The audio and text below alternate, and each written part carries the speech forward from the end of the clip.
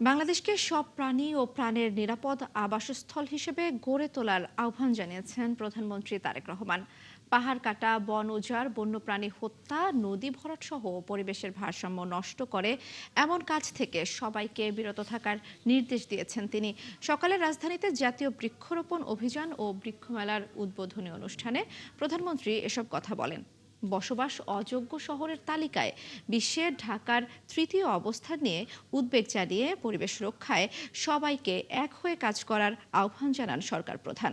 মোহাম্মদ হুসাইনের রিপোর্ট। নির্বাচনের আগে প্রতিশ্রুতি ছিল সারা দেশে ৫ বছরে ২৫ কোটি বৃক্ষরোপণের। জাতীয় বৃক্ষরোপণ অভিযান ও বৃক্ষমেলা ২০২৬-এর আনুষ্ঠানিক উদ্বোধনের মধ্য দিয়ে সেই মহাপরিকল্পনারই যাত্রা শুরু হলো। বিশ্ব পরিবেশ দিবস উপলক্ষে বৃহস্পতিবার সকালে রাজধানীর চীনমৈত্রী সম্মেলন কেন্দ্রে আয়োজিত অনুষ্ঠানে যোগ দেন প্রধানমন্ত্রী তারেক রহমান। এ সময় পরিবেশ রক্ষায় বিশেষ ভূমিকা রাখায় ৩ ব্যক্তি ও ৩ প্রতিষ্ঠানের হাতে জাতীয় পরিবেশ পদক ২০২৫ তুলে দেন প্রধানমন্ত্রী।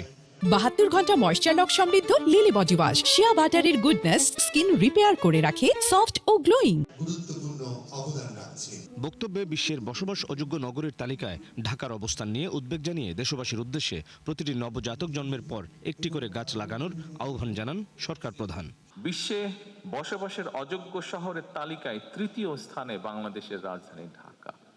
আমার মনে হয় এই বিষয়টি নিয়ে আমাদের সকলের সিরিয়াসলি না, ভেরি সিরিয়াসলি বোধহয় চিন্তা করার সময় চলে এসেছে।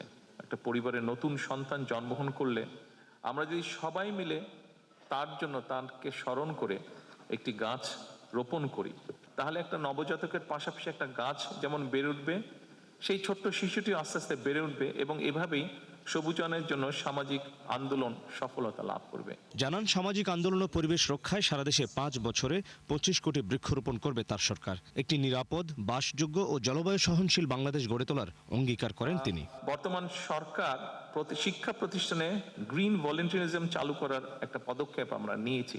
একই সঙ্গে ক্লাইমেট ইয়ুথ ফেলোশিপ চালু এবং এনভায়রনমেন্ট স্টার্টআপ ফান্ড সহ বেশ কিছু উদ্যোগ আমরা গ্রহণ করেছি।